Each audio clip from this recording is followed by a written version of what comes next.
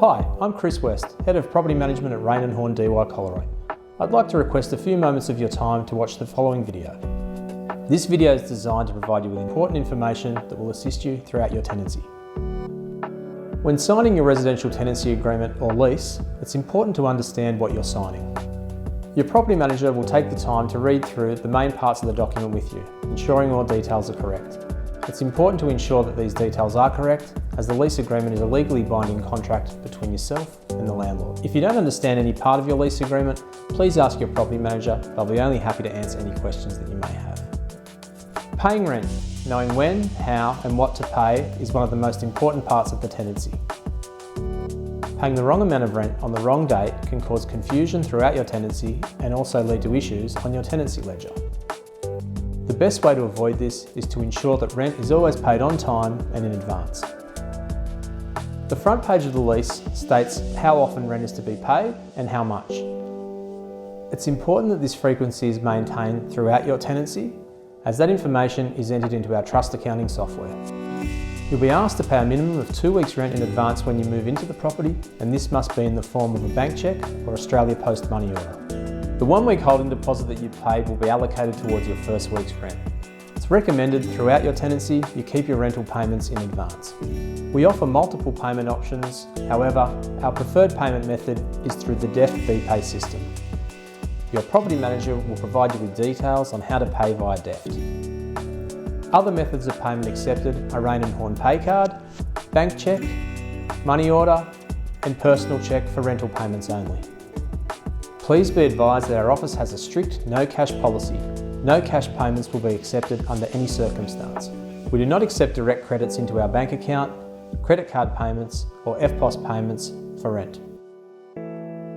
We have a strict policy that we adhere to when handling rental arrears. Should you be having difficulty paying your rent, you're encouraged to speak with your property manager immediately and notify them of the situation.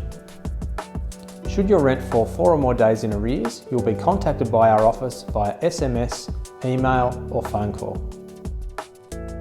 Should your rent fall 8 days in arrears, you will receive a letter from our office formally advising you of the breach of your tenancy agreement.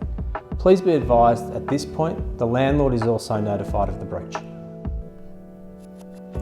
Once your rent falls in excess of 14 days, a non-payment of rent termination notice will be issued without hesitation. This notice calls for vacant possession of the property within 14 days.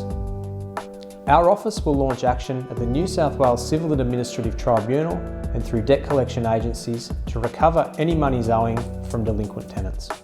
These tenants are placed on the tenancy database, which make it exceedingly difficult to secure future rental properties as details of your tenancy are posted on these databases. The easiest way to avoid this action is to pay your rent due on time. Late or missed payments are also reflected on your tenancy ledger and can also have a bearing on securing future rental properties. The residential premises condition report is a very important item, and again you need to understand what you're required to do with it. You'll be provided with 2 copies of the condition report in your lease pack when you sign with the property manager. You are required to return and complete 1 copy to our office within 7 days of the commencement of the agreement. The second copy is for you to retain for your records. Failure to return your copy of the condition report to the office within 7 days will mean the original copy will be deemed the condition of the property at the commencement of the agreement. While every care is taken when completing these reports, it is important to note that things can be missed or overlooked, so it is important to take the time to complete every section in detail of this report.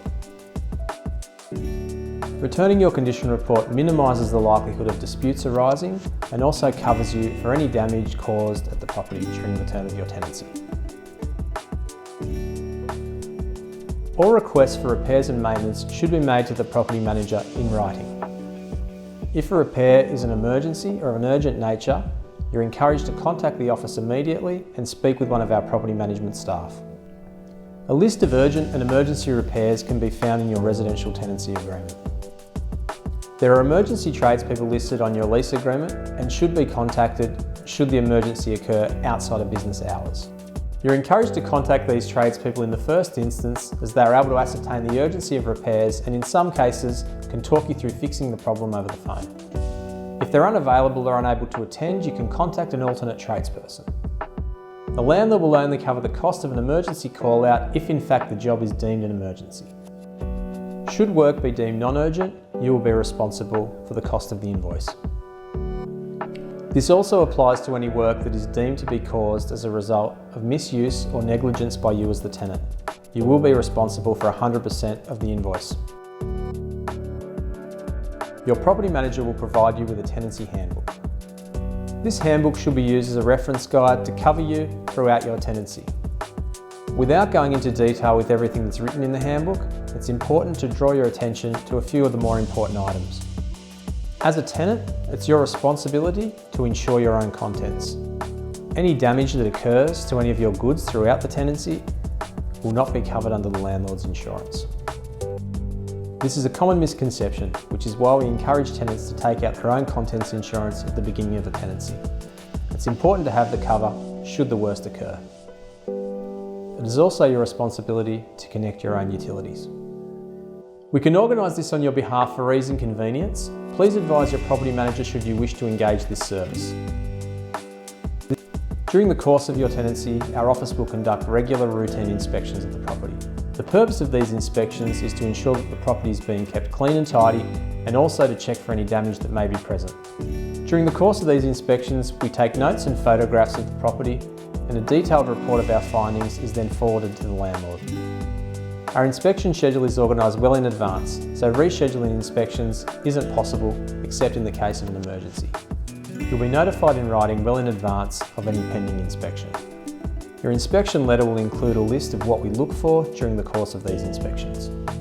We do ask that you take the time to ensure the property is neat and tidy to minimise the likelihood of a re-inspection or, worse still, a breach notice.